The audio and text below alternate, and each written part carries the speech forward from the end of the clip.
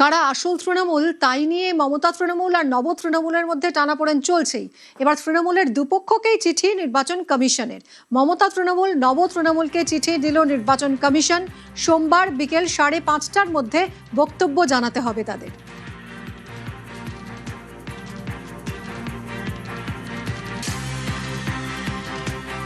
আগামী সোমবার মানে 6 তারিখ একটা নির্দিষ্ট সময়ের মধ্যে আমাদের যা বক্তব্য আছে সেটা লিখিতভাবে জানাতে হবে। স্বাভাবিকভাবে নির্বাচন কমিশন অ্যাপেক্স বডি, সর্বোচ্চ নিয়ামক সংস্থা এক্ষেত্রে। সুতরাং তারা যেটা জানিয়েছেন, আমরা সোমবার দিন যে নির্দিষ্ট সময় আছে তার আগেই আমরা আমাদের বক্তব্য লিখিত আকারে নির্বাচন কমিশনের কাছে পাঠিয়ে দেবো। এই তো আমার মনে হওয়া, আপনার মনে হওয়া, অন্য কারোর মনে হওয়া দিয়ে কথা নেই। মানে ফ্যাক্টস আর hard facts. We have presented hard facts. তৃণমূলের নাম, লোগো, অ্যাকাউন্ট কার? গতকাল কমিশনের ফুল বেঞ্চের সঙ্গে বৈঠক হয় নব তৃণমূলের। মমতা তৃণমূলের সঙ্গেও আলোচনা চায় নির্বাচন কমিশন। দুপক্ষের সঙ্গে আলোচনা করেই সিদ্ধান্ত নেবে কমিশন। তারপরেই তৃণমূলের দুপক্ষকেই চিঠি কমিশনের। মমতা তৃণমূল নব তৃণমূলকে চিঠি নির্বাচন কমিশনের। সোমবার বিকেল 5:30টার মধ্যে বক্তব্য জানাতে চিঠি। যারা তৃণমূল থেকে বেরিয়ে যাওয়া গোষ্ঠী এবং যাদের নেতাকে তৃণমূল বহিষ্কার করেছিল তারা নির্বাচন কমিশনের ফুল বেঞ্চের সাথে মিটিং করেছে। নির্বাচন কমিশন জানিয়েছিল স্বীকৃত প্রতিনিধিরাই ফুল বেঞ্চের সাথে দেখা করতে পারে।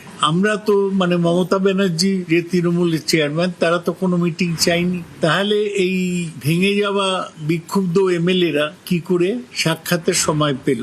আমরাই তো ঠিক করব যে কে আমাদের দলের প্রতিনিধি। এতে জ্ঞানেশ কুমারের কোনো ভূমিকা নেই। যে কোনো লোককেই ইসিআই অ্যাপয়েন্টমেন্ট দিতে পারে। অমিত শাহই নির্বাচন কমিশন চালান প্রিয়পাত্র জ্ঞানেশ কুমারের মাধ্যমে। অমিত শাহর কথাতেই এই মিটিংটা বেআইনিভাবে করা হয়েছে। ঈশ্বর না করুন, কালকে যদি ওনাদের কারোর হাঁচি, কাশি, সর্দি ইত্যাদি হয়, কিংবা চিংড়ি মাছ বা ইলিশ মাছ খেয়ে যদি কোনো পেট খারাপ হয়, তার জন্য ওরা বিজেপিকেই দায়ী করবে। এরম জায়গায় এখন পৌঁছে গেছে। সর্বত্র এত সরকার এসেছে, এত সরকার গেছে, কেউ তো এরকম সরকারি ক্ষমতা থেকে চলে যাওয়ার পরে তো রেকর্ড ব্রেক। সারা ভারতে কেন, সারা পৃথিবীতে সরকার চলে যাবার প্রথম 15 দিনের মধ্যে একটা দল ছিন্ন বিচ্ছিন্ন। প্রথম 2 মাসের মধ্যে ইসিতে চলে যাচ্ছেন সবাই মিলে, কে কার খাবলাখাবলি করছেন। আসলে তো এটা রাজনৈতিক দলই ছিল না, একটা রাজনৈতিক দলের ক্যাপসুল পড়া কিছু দুর্নীতিগ্রস্ত মানুষের একটা সংগঠন, যাদের নীতি ছিল দুর্নীতি করা 75-25 আর লুটো বাঁটো কাটোতে একটা বিচারধারাকে চালানো। মানুষ শেষ করে দিয়েছেন, মানুষ আর তাদের সঙ্গে নেই, মানুষ তাদের আর ভোট দেয়নি। এবারে ওরা কি করছে ওদের ব্যাপার। নব তৃণমূলকে তুলোধনা কুণাল ঘোষের। রাতে এক্সপোস্টে লিখেছেন, ঋতব্রত কাকুলিদের কটাক্ষ করে কুণাল লিখেছেন, মানুষ কতটা নোংরা হতে পারে। মমতাদি ক্ষমতায় থাকলে মন্ত্রী, নাবালক পুত্র হাফ মন্ত্রীর লাট সাহেবিতে। সরকার চলে গেলে সঙ্গে সঙ্গে কর্মীদের পাশে না থেকে অবসর ঘোষণা। তারপর আবার রাতারাতি মমতাদির সঙ্গে বেইমানি করা গ্যাংয়ে আসল তৃণমূল দাবি করে। এরা মানুষ, কেন এই আচরণ সেটা সবাই বোঝে, কোনো কিছু আড়াল করা যাবে না। ন্যাকামির কথাবার্তার আড়ালে নিকৃষ্ট শ্রেণীর সুবিধাবাদী শয়তানি করলেও এক মাঘে শীত যাবে না। এক্স স্যান্ডেলে পোস্ট কুণাল ঘোষের।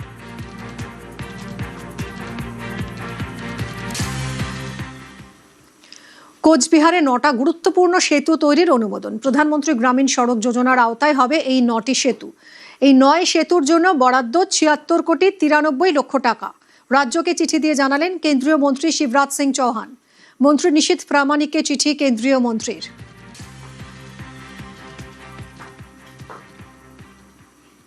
সংস্কারের জন্য বরাদ্দ কোটি টাকা। অভিযোগ, তারপরও দশা ফেরেনি পুকুরের।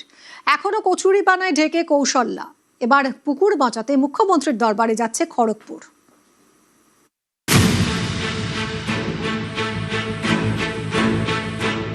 খড়গপুরের কৌশল্যা, এখানেই কৌশল্যা পুকুর।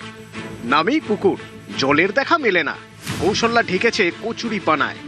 চারপাশে আগাছার জঙ্গল, ঘাটের গায়ে ফাটল। সংস্কারের অভাবে বেহাল দশা পুকুরের।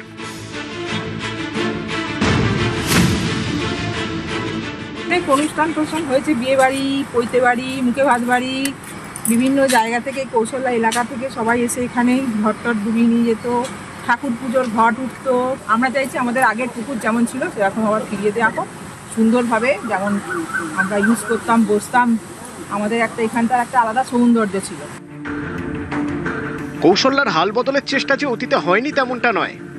2021 তৃণমূল জামানা, পুকুরকে নতুন সাজে সাজিয়ে তোলার পরিকল্পনা হয়। গ্রিন সিটি প্রকল্পে পুকুর সংস্কারের জন্য বরাদ্দ হয় 1,28,00,000 টাকা। সেই সময় পুরসভার চেয়ারম্যান ছিলেন প্রদীপ সরকার। টাকা বরাদ্দ হওয়ার 1 বছর পর তৃণমূল ছেড়ে দেন তিনি। পুকুর সংস্কারের কাজ শুরু হয়েও মাসখানেকের মধ্যে বন্ধ হয়ে যায়। অভিযোগ, তোলাবাজি এবং কাটমানির জেরেই কাজ আর এগোয়নি। প্রথমে কিছুদিন ধরে আপনার মেশিন এলো, জলটা মারলো, দিয়ে হঠাৎ করে মেশিনও গায়েব, সব কিছু গায়েব। চেয়ারম্যান যিনি আছেন কল্যাণী ঘোষ, ওনার কাছে গেলাম, ওনাকে গিয়ে প্রতিবাদ করলাম যে আমাদের পুকুরটার কি হবে। উনি বললো কৌশল্যা পুকুরের টাকার 1 কোটি টাকা তো প্রদীপ সরকার এই ঘোটালা করে চলে গেছে, আমি কি করব। কন্ট্রাক্টরকে ফোন করলে কন্ট্রাক্টর বললে দাদা আমি আপনাদের ওখানে কি কাজ করব, 25 নম্বর ওয়ার্ডে তো সবাই মাথা, সবাইকেই পয়সা দিতে হবে, আমি কাজটা কি করব। সংস্কার 2021-এ শুরু, 2021-এই শেষ। অথচ কৌশল্যা যেমন ছিলেন তেমনই রয়ে গেলেন। গত 5 বছরে কচুরি পানাই পরিচয় প্রাচীন এই পুকুরের।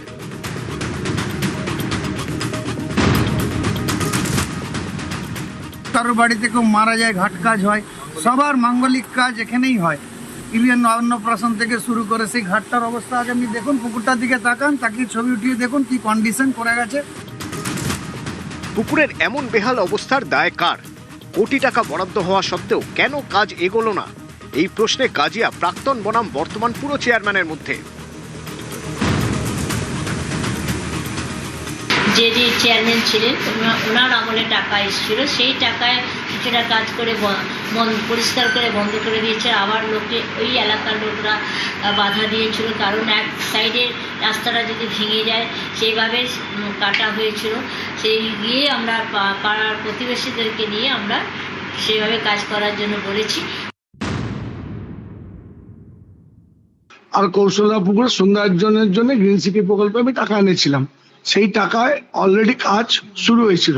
কাজ শুরু হওয়ার পরেই কিছুদিনের মধ্যেই আমি চেয়ারম্যান হিসাবে সরে যাই। আমি যখন কাজ করেছি আমার মনে নেই, সামান্য কিছু পেমেন্ট হতে পারে, তো পুরো বাকি টাকাটা তো মিউনিসিপ্যালিটিতেই থাকবে। চেয়ারম্যান চেঞ্জ হয়ে গেলে কি টাকা চেয়ারম্যান সাথে নিয়ে যাবে? টাকা তো ওই মিউনিসিপ্যালিটিতেই থাকবে। কেন এখন কাজ হলো না সেটা তো ওই বলতে পারবে। পুকুর বাঁচাতে এবার একজোট স্থানীয় বাসিন্দারা। পালা বদলের পর মুখ্যমন্ত্রীর উপর ভরসা। কৌশল্যা সংস্কারের দাবি নিয়ে এবার মুখ্যমন্ত্রীর দ্বারস্থ হচ্ছেন বাসিন্দারা। কৌশল্যার এই পুকুরের সংস্কারের জন্য বরাদ্দ হয়েছিল 1,28,00,000 টাকা। সেই টাকা গেল কোথায়? প্রশ্ন তুলছেন স্থানীয় বাসিন্দারা। এবার রাজ্যের মুখ্যমন্ত্রীর দ্বারস্থ হচ্ছেন স্থানীয় বাসিন্দারা। দরজাও তুঙ্গে হয়েছে প্রাক্তন ও বর্তমান চেয়ারম্যানের মধ্যেই। পশ্চিম মেদিনীপুর থেকে শঙ্কর রায়, নিউজ 18 বাংলা।